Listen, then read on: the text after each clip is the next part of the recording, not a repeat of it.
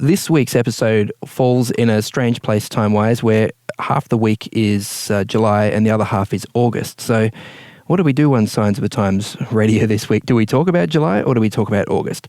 Well, we're forward-looking. Let's go August. This is Signs of the Times Radio with Kent Kingston.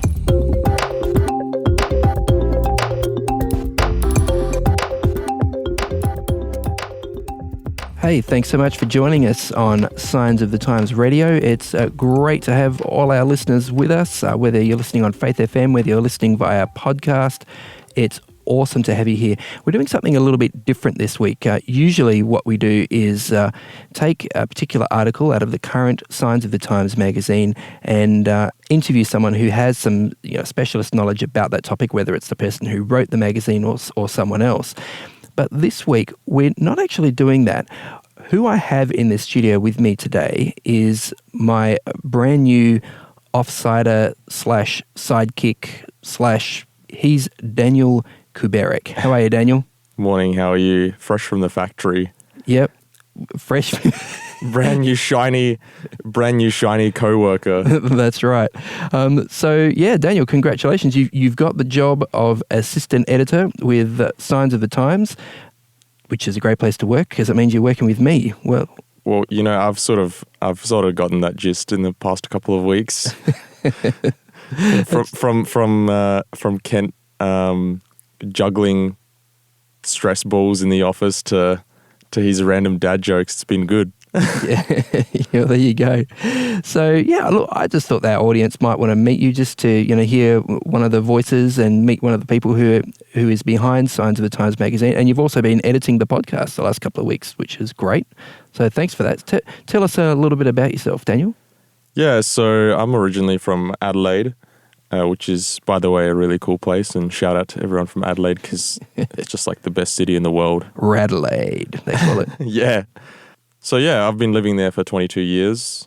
My parents are Polish, so exactly what happened is my dad was a pastor in Poland, as in a religious minister, and he got the job here to work with the ethnic Polish community in Adelaide.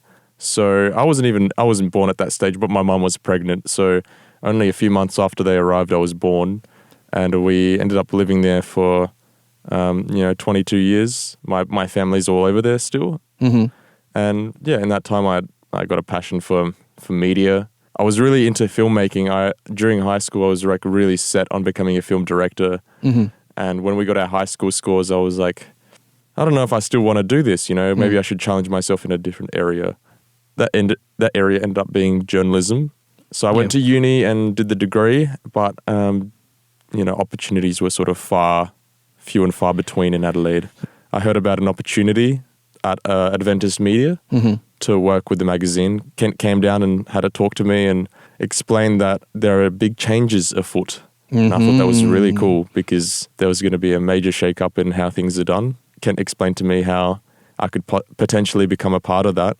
And I thought that was awesome. Yeah, well, that is exactly right. Yeah, we are sort of on the threshold of things changing for sure, and it's cool that you're on board to be a part of it. So yeah, look, it's great to have you on the team, Daniel, and welcome. Thanks.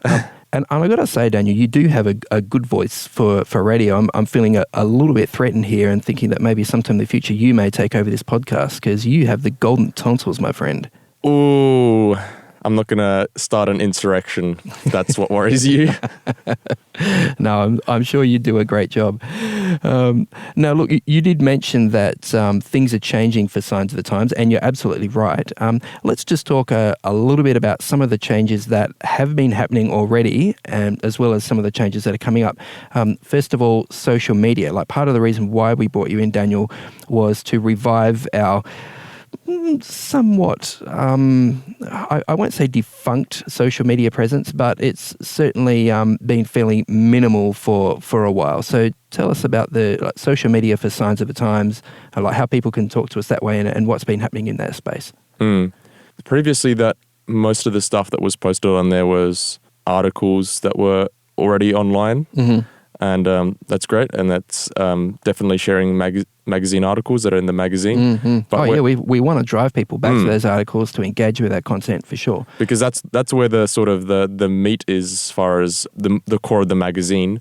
We've changed our direction in sort of directing people to those articles and that content as far as visuals go, because as we all know, Facebook is a very visual medium. People jump online and they see videos and photos. So yes, there is a market for reading articles, but as well, you want to direct them to that. So we've been very keen on uploading graphics and various different things. Yeah, little quotes, like inspirational quotes or thought-provoking quotes.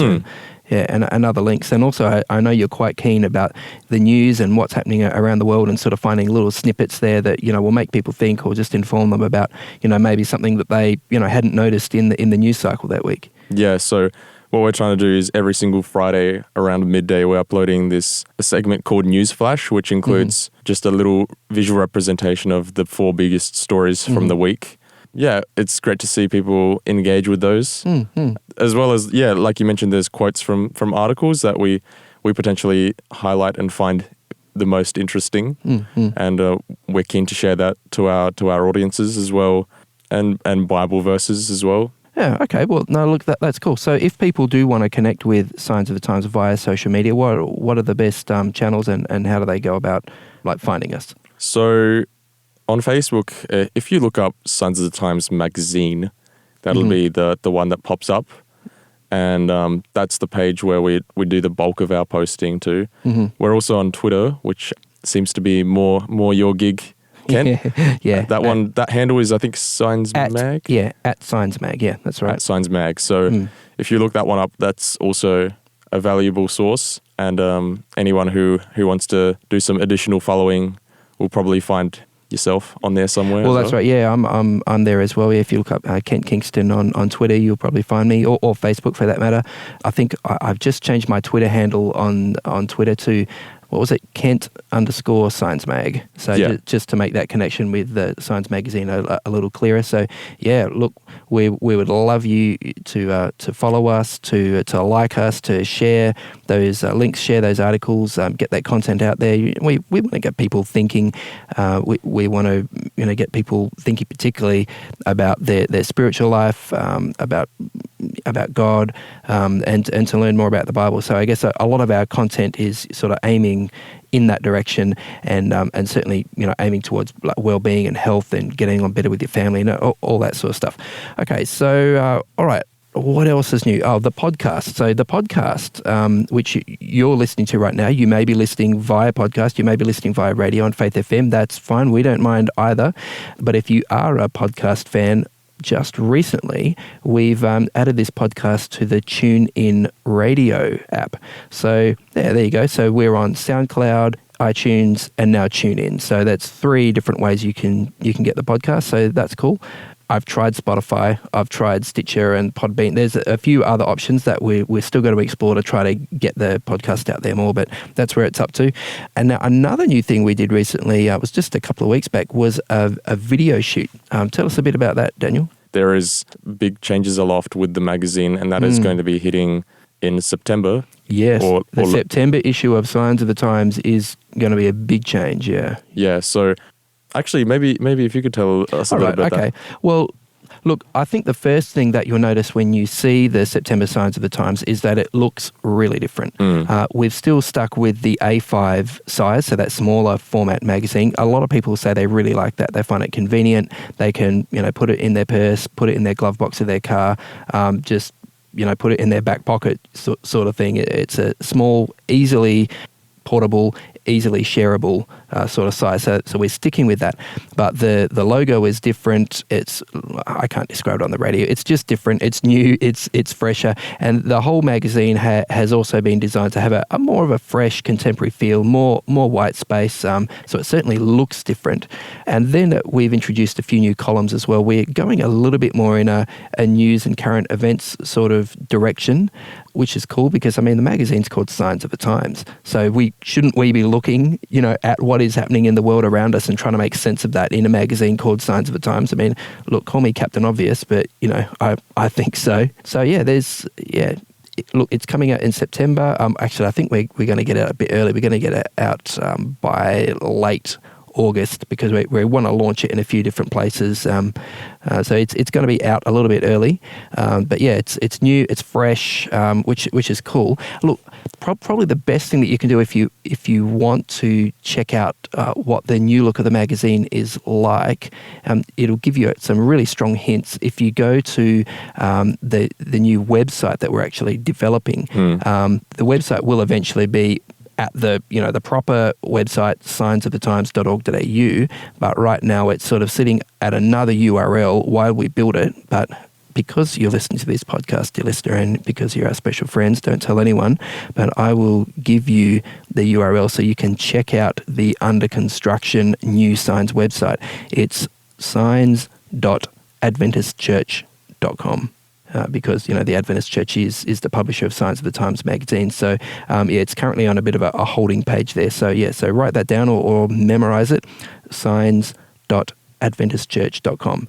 And go and check that out, and you'll get I think a lot of big hints on what the new magazine will look like just by looking at the design of the website. So that's coming soon. Just in a couple of weeks, we'll be launching that website to the the proper URL. But in the meantime, you can check that out if you like. Can I just jump in here? And you mentioned away. how Sons of the Times is going to be a lot more news focused. Now, there is a reason behind that because behind the name, especially Sons of the Times, because it used to the magazine used to be called Bible Echo. Now, why was that changed again?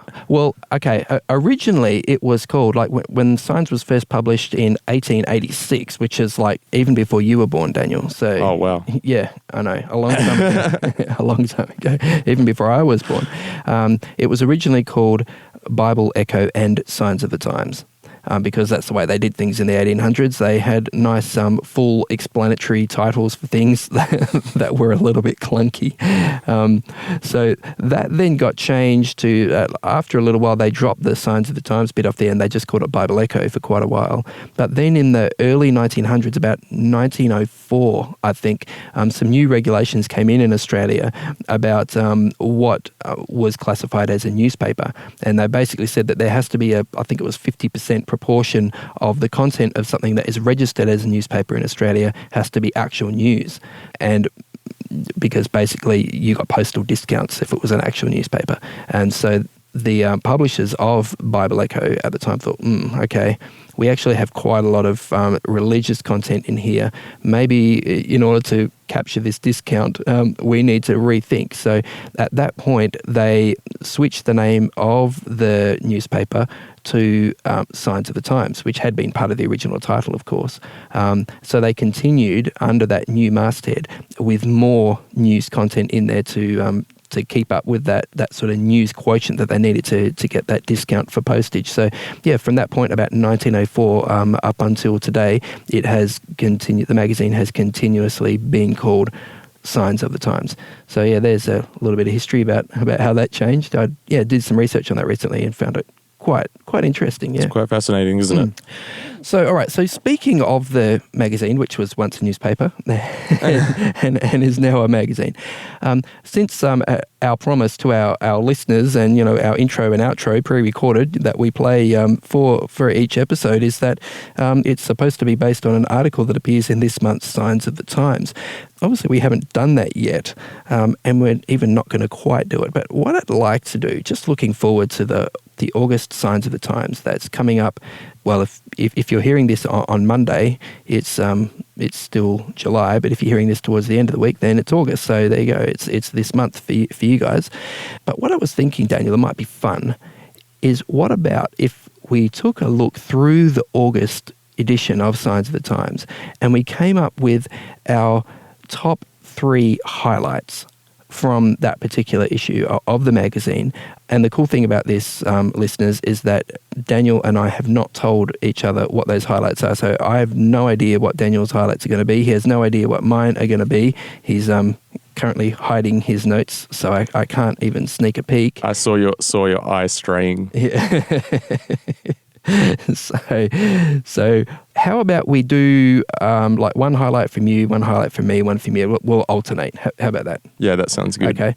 Do you want to rank them, or is it just 3 highlights of random in random order? That's what I'm thinking. Yeah, let's do it, because you've got an article in the August edition, and if I tried to rank that, I feel like I could potentially be walking the line here. Oh, okay. All right. Unless you ranked it first, of course. Oh, yeah, of course. That's some job security in that. It sounds like you're possibly thinking of not ranking it first, which does kind of worry me, Daniel, but I got to say. We'll talk about this later. Okay. All right. So in no particular ranking order then, what's the first highlight from the August edition of Signs of the Times? Okay, so James Standish has an article in the August edition called Worth Dying For. It's a very interesting article, by the way. It was about persecution and to what extent what it's like to be persecuted for your faith, and what motivates people who are, can potentially come upon hardship and then face, physical or mental persecution. So I think he included some quotes, which included that there used to be 1.5 million Christians in Iraq, but there are only 300,000. Wow. And that is as a result of conflict. So these people haven't been, some have been killed, obviously, but a lot of them have basically just left the country, just fled because of the extremism that's there, because of the violence, because of the war. And yeah, wow. So what's that? 1.5 million. There used to be 1.5 million. Now there are 300,000. 300,000. Wow. It's a big drop. But I think that the quote that James includes that sort of sums things up is Christians can expect to be treated like Christ. And I think that's... What did he mean by that? In that Christ himself was hounded and persecuted for what he believed in and his teachings and stuff. And crucified, I guess. And crucified. So I think the takeaway from that is that to portray the Christian life as, easy and rosy, and that you essentially got like some sort of superpower is incorrect. It was... The way I think about it is this. One time I was talking to someone about their faith, and they had obviously left the church and then eventually come back. And he said from the other side of things that portraying leaving the church is, this sort of turning point when your life turns horrible is not always correct. But he's like, but when I came back to the church, I definitely found myself more challenged, and in a good way, as in potentially life could be, more easygoing, but there is greater fulfillment, I think. Okay, so you're saying becoming a Christian is not a ticket to easy street. It's actually a ticket to be, confronted in some ways, to be challenged about the direction of your life and your choices and your priorities, and it requires discipline. Yeah, absolutely. And I guess it also makes us really aware that look, I'm actually inadequate to face these challenges by myself, and it makes us aware that we need God, and that hopefully bring us closer to God as we face those challenges. Oh, that's a good one. Thanks for that. All right. Well, Kent, you're first off the bat. Yep. Okay. My first one is actually sort of obvious. I am Captain Obvious today. It's the front cover. Now, the front cover, for the last little while, we've been a little bit wary at Signs of the Times about putting well-known people on the front cover, but we actually put Barnaby Joyce on the front cover this time. It's quite an amusing photo. He has his hands over his face, so he's the former Deputy Prime Minister of Australia, and the way that he became the former Deputy Prime Minister is, I guess, part of the article that it goes into. But I just find that a really striking image to start off with. So yeah, that's definitely a highlight for me. I'll stop talking there because I can see our time's getting towards the end. So give us your second highlight. So my second highlight is about GI. There's an article, a health article in August about... glycemic index. Glycemic index. The glycemic index, yeah. So we see this like, this food is low GI. Like, what does that mean? It means it has a low glycemic index. So yeah, so why did that grab you? Yeah, so high glycemic index foods such as white sugars, cakes and soft drinks all make your blood sugar go higher and, contribute towards diabetes. And I thought that was really interesting because just last week we were confronted with a campaign called 10,000 Toes, in which in various islands around the South Pacific, the people there have sort of been confronted with high GI food, and that is causing people to get more diabetes, and as a result, people are having to have amputations and things because... Yeah. Because I think one of the symptoms of diabetes is like poor circulation, particularly in the extremities, and you have to be really careful if obviously people generally, particularly in the villages, get around barefoot in the Pacific Islands, so it's quite easy to injure your foot while you're running over sharp coral or rocks or whatever. And so you end up with a cut. You don't really notice it or look after it. It gets dirt in it. Boom. Next thing you know, you're infected and you've got gangrene. Yeah. Wow. Okay. So the 10,000 Toes campaign is essentially, and you can find them on Facebook as well. It's a very worthwhile cause. This is organised by ADRA, isn't it? The Adventist Development and Relief Agency? Yeah. Yes, it is. Okay, so you could, if you wanted to find out more, you could probably search ADRA and 10,000 Toes and you'd probably find it.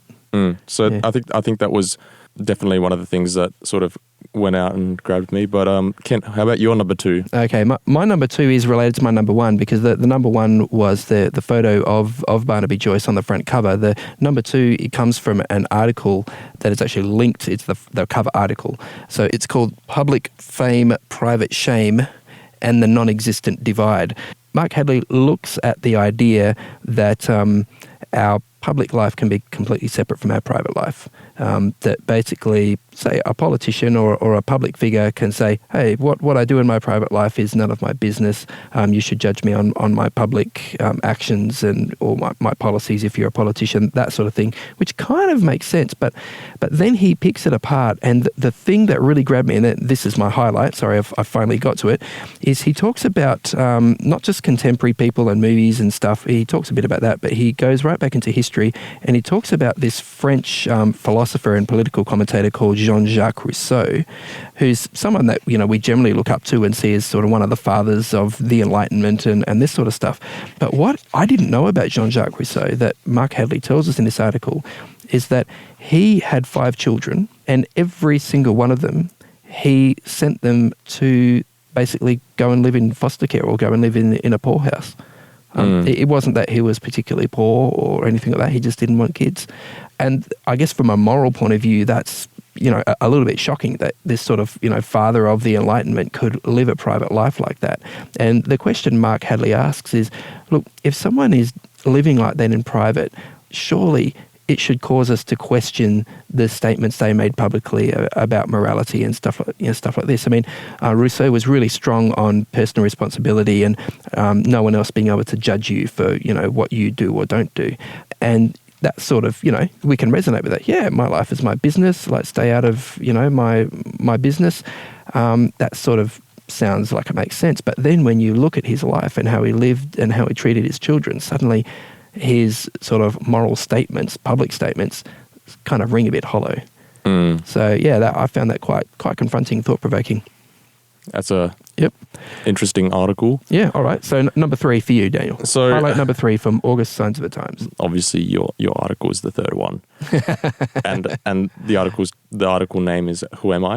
Yep. And it's all about identity and finding our own identity, particularly in a Christian sense. And I think you raised a good point about who we are as sinful beings. And one of the quotes you included is, "Our impulses are often selfish to the point of self-destruction, not to mention the pain we inflict on others." And I think that sort of struck this idea in me that sin is a core part of our identity. We are identified, particularly in the Bible, as being sinful beings. But we're also identified, and that article also says that we're also made in the image of God. So we've got this incredible goodness and like divine imprint on us, but we also have this darkness within us that just keeps surging to the surface, and it's finding that balance is hard. But sorry, I interrupted you. Yeah. I was just about to say exactly that, which is funny because that was actually written by you. So good that you identified that. Yes, we are sinful beings, but we can invite Christ in, and that can become our new identity. Boy, yeah. And look, researching that article and writing it certainly, took me on a journey, thinking things through. So yeah, it's I enjoyed writing it, and I hope that our readers, enjoy reading it. Okay, my third and final highlight is one of the final articles. It's called "A Very Important Park" by Suvi Mahonen, who's one of, I think, probably our strongest writers in Signs of the Times. We really love her articles. And she tells this inspirational true story about a neighbour of hers, a guy called Rollo Myers, who several years ago, beset with health difficulties, decided that there was this vacant sort of block of land opposite his house. It belonged to the council, but it was completely neglected. This is on the Gold Coast in Queensland. And basically his wife said, "Hey, why don't you like beautify that. And he's like, what are you talking about? It's council land. She said, so what? So he got out there, and over the years, and with the help of the community and stuff, he's turned this into a beautiful park. And I guess I just like the whole guerrilla gardening sort of movement. And he's someone who's really like given so many years of commitment, and it's actually quite a touching story. I won't reveal sort of the punchlines and the touching aspects to it, but it is a really inspirational and touching story there to finish off the August Signs of the Times magazine with. So I definitely recommend that article to our readers. Yeah, all the articles I can say are quality reads. Definitely worth going through it and having a look at least. Oh yeah, I think so. I mean, look, some things will grab different readers more than others, but hopefully there's something there for everyone.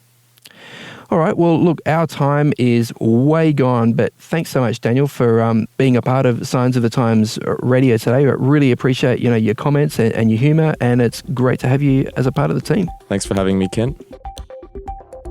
Today's episode was based on an article appearing in this month's Signs of the Times magazine.